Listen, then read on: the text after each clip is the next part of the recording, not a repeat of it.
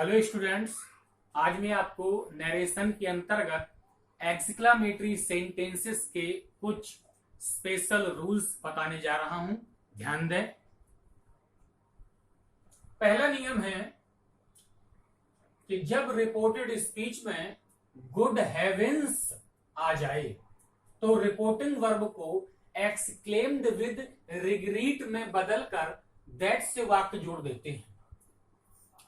अभी तक आपने एक्सक्लामेटरी सेंटेंसेस में जो नियम सीखे हैं वो विस्मय सूचक शब्द हुर्रा, अलेस, ब्रेवो और हाउ या व्हाट से शुरू होने वाले वाक्य सीखे हैं। ये कुछ नियम इन नियमों से हटकर हैं, इनके अलावा हैं ये कुछ नियम। इन नियमों में हम कुछ अलग प्रकार के विस्मय सूचक शब्दों को रिपोर्टेड स्पीच में लिखा हुआ देखेंगे। अलग अलग प्रकार के विस्मय सूचक शब्द आए होंगे, जैसे कि good heavens, curse it, great God, by God, fie आदि। इन अलग अलग प्रकार के विस्मय सूचक शब्दों का अलग अलग अर्थ होता है और इनका इनडायरेक्ट बनाते समय हमें रिपोर्टिंग वर्ब को हर बार अलग तरीके से बदलना पड़ेगा। सबसे पहला नियम है कि यदि वाक्य में रिपोर्टेड स्पीच में गुड हेवेंस आ जाए, यदि रिपोर्टेड स्पीच में गुड हेवेंस आ जाए तो रिपोर्टिंग वर्ब को इनडायरेक्ट बनाते समय हम रिपोर्टिंग वर्ब को एक्सक्लेम्ड विद रिग्रीट में बदल देंगे और दैट से वाक्य जोड़ देंगे। एक बात हमें याद रखनी है जो हमने कल किया था। इनडायरेक्ट बनाते समय हमने विस्मय सूचक शब्दों को हटाया था। आज भी हर नियम का इनडायरेक्ट बनाते समय हमें विस्मय सूचक शब्द को हटाना है। तो जब रिपोर्टेड स्पीच में गुड हेवेंस शब्द विस्मय सूचक शब्द आ जाए तो रिपोर्टिंग वर्ब को एक्सक्लेम्ड विद रिग्रीट में बदलकर दैट से वाक्य जोड़ देंगे और विस्मय सूचक शब्द गुड हेवेंस को हटा देंगे। जैसे He said, "Good heavens, I have lost my purse somewhere." उसने कहा, हे भगवान, मैंने अपना पर्स कहीं खो दिया है। हे ईश्वर, मेरा पर्स कहीं मुझसे गुम हो गया है। तो इस वाक्य में हम देख रहे हैं कि गुड हेवेंस आया है, इनडायरेक्ट बनाना है, रिपोर्टिंग वर्ब सेड को एक्सक्लेम्ड विद रिग्रीट में बदल दिया गया है, दैट से वाक्य जोड़ दिया गया है, गुड हेवेंस को हटा दिया गया है, आई से वाक्य जोड़ा, आई फर्स्ट पर्सन था इसलिए सब्जेक्ट ही से बदला तो ही हो गया, हैव का हैड हो गया, लॉस्ट माई जब आई का ही हुआ तो माई का हिज हो गया, पर्स समवेयर वो डॉट डॉट में लिखा है, आप समझदार हैं। तो ये वाक्य बना, he exclaimed with regret that he had lost his purse somewhere। ये पहला नियम आपको समझ में आया होगा। दूसरा नियम देखिए। दूसरे नियम में लिखा है, जब रिपोर्टेड स्पीच में कर्स इट आ जाए तो रिपोर्टिंग वर्ब को एक्सक्लेम्ड विद एन इरिटेशन में बदलकर दैट से वाक्य जोड़ देते हैं और अगर वाक्य में हु आया है तो हु के स्थान पर नन कर देते हैं।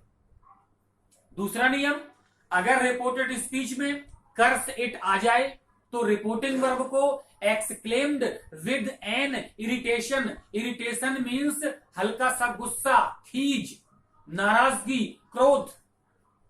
अगर रिपोर्टेड स्पीच में कर्स इट आ जाए तो रिपोर्टिंग वर्ब को एक्सक्लेम्ड विद एन इरिटेशन में बदलकर दैट से वाक्य जोड़ देंगे और हु से वाक्य शुरू हुआ हो तो हु के स्थान पर नन कर देंगे और विस्मय सूचक शब्द कर्स इट को हटा देंगे। जैसे वाक्य लिखा है, he said curse it who could have thought of it.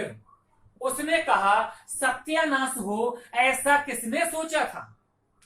हो सकता उसने कोई प्लान बनाया हो, कोई योजना बनाई हो और उसकी वो योजना किसी अनचाहे कारण की वजह से विफल हो गई हो, तो इसलिए वो खींच प्रकट करते हुए कह रहा है ऐसा किसने सोचा था।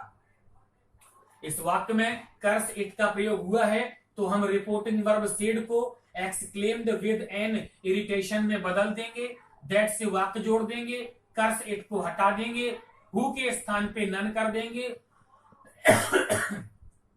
कुड का कुड, और ये हैव मॉडल वर्ब के बाद आई है इसलिए इसका हेड नहीं करेंगे, थॉट ऑफ इट ज्यों का त्यों इसलिए डॉट डॉट कर दिया है, आप समझदार हैं। वाक्य बनेगा he exclaimed with an irritation that none could have thought of it। आपको ये नियम समझ में आया होगा। अब आप तीसरा नियम देखिए। तीसरे नियम में लिखा है जब रिपोर्टेड स्पीच में ग्रेट गॉड आ जाए तो रिपोर्टिंग वर्ब को लेमेंटेड में बदलकर दैट से वाक्य जोड़ देते हैं, आसान है। तीसरा नियम जब रिपोर्टेड स्पीच में जब वाक्य में ग्रेट गॉड आ जाए तो क्या करेंगे। जब वाक्य में ग्रेट गॉड आ जाए तो रिपोर्टिंग वर्ब को सीधा लेमेंटेड में बदल देंगे या एक्सक्लेम्ड विद लेमेंट में बदल देंगे। याद रखना प्यारे बच्चों, जब ग्रेट गॉड विस्मय सूचक शब्द के रूप में आ जाए तो रिपोर्टिंग वर्ब को लेमेंटेड या एक्सक्लेम्ड विद लेमेंट में बदल देंगे और दैट से वाक्य जोड़ देंगे। जैसे he said great God I would rather be a pagan than such a Christian.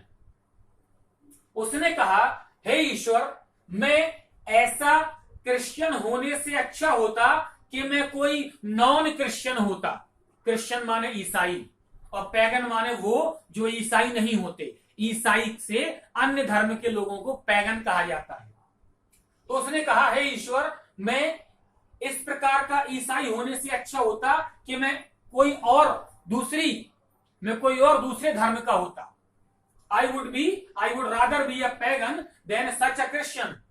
तो इसमें ग्रेट गॉड आया है, रिपोर्टिंग वर्ब सेड को लेमेंटेड में बदल दिया है, दैट से वाक्य जोड़ दिया है, ग्रेट गॉड को हटाकर वाक्य जोड़ दिया है, आई फर्स्ट पर्सन बदला सब्जेक्ट ही से तो ही कर दिया, वुड का would, rather be a pagan और देन सच आ क्रिश्चियन ज्यों का त्यों डॉट डॉट में लिख दिया है। वाक्य बना he lamented that he would rather be a pagan than such a Christian. आपको ये नियम भी समझ में आया होगा। चौथा नियम देखिए, जब रिपोर्टेड स्पीच में बाई गॉड आ जाए तो रिपोर्टिंग वर्ब को सोर बाई गॉड में बदलकर दैट से वाक्य जोड़ देते हैं। बाई गॉड का अर्थ होता है भगवान कसम, भगवान की कसम खाना, शपथ लेना। अगर रिपोर्टेड स्पीच के वाक्य में बाई गॉड ये विस्मय सूचक शब्द आ गया है तो हम रिपोर्टिंग वर्ब को सोर बाई गॉड में बदलकर दैट से वाक्य जोड़ देंगे और बाई गॉड वहां पर जो है उसको हटा देंगे क्योंकि रिपोर्टिंग वर्ब में सोर बाई गॉड आ जाएगा। वाक्य बनेगा, एग्जाम्पल में लिखा है she said by God I have not cheated him. उसने कहा भगवान कसम मैंने उसे धोखा नहीं दिया है। भगवान कसम मैंने उसे धोखा नहीं दिया है। इस वाक्य में बाई गॉड आ गया है इसलिए रिपोर्टिंग वर्ब सेड को हमने सोर बाई गॉड में बदल दिया, दैट से वाक्य जोड़ दिया। ये बाई गॉड यहां से हट गया, आई को फर्स्ट पर्सन आई को सब्जेक्ट सी से बदला तो सी हो गया, हैव का हेड हो गया, not cheated him dot dot में लिखा है। वाक्य बना सी सोर by God that she had not cheated him. पांचवा और आज का अंतिम रूल देखिए, लिखा है जब रिपोर्टेड स्पीच में फाई आ जाए तो रिपोर्टिंग वर्ब को एक्सक्लेम्ड विद हेट्रेड में बदलकर दैट से वाक्य जोड़ देते हैं। फाई का अर्थ होता है छी छी, घिन प्रकट करना, अपनी किसी बात किसी वस्तु के प्रति नफरत प्रकट करना, उसके लिए हम विस्मय सूचक शब्द फाई का प्रयोग करते हैं, छी छी। तो अगर रिपोर्टेड स्पीच में फाई विस्मय सूचक शब्द आ गया है तो हम रिपोर्टिंग वर्ब को एक्सक्लेम्ड विद हेट्रेड में बदल देंगे, दैट से वाक्य जोड़ देंगे और फाई विस्मय सूचक शब्द को हटा देंगे। जैसे कि एग्जांपल में लिखा है she said fie it is very nasty. उसने कहा छी छी ये तो बहुत घिनौना है। किसी वस्तु को, किसी चीज को देखकर उसने कहा है छी छी ये बहुत ही गंदा है, बहुत ही घिनौना है। इस वाक्य में फाई फाई शब्द आ गया है, इसलिए हम रिपोर्टिंग वर्ब सेड को एक्सक्लेम्ड विद हेटेड में बदल दिया है। दैट से वाक्य जोड़ दिया है, फाई फाई को हटा दिया, इट का इट, इज का was, a very nasty dot dot में लिखा है, वाक्य बना सी एक्सक्लेम्ड विद हेटेड that it was very nasty. प्यारे बच्चों, मैं पिछले कुछ दिनों से आपको नरेशन पढ़ा रहा हूं। नरेशन में मैंने एक एक सेंटेंस भली भांति आपको बताया है। Assertive sentence, interrogative sentence, imperative sentence, optative sentence और एक्सक्लामेटरी सेंटेंस। और सभी सेंटेंसेस के अंतर्गत जो भी स्पेशल रूल्स थे वो भी मैंने आपको बताया है, वो ही मैंने आपको बताए हैं। मैं आशा करता हूं कि आपको ये सारे नियम अच्छी तरह से समझ में आए होंगे। इन हर प्रकार के नियम को आपको बेहतरीन तरीके से याद करना है, समझना है, उसके बाद एक्सरसाइज बनानी है। मैं आपको मिसलेनियस एक्सरसाइज भी दूंगा, वो वाक्य आपको बनाने हैं और समझने हैं। धन्यवाद।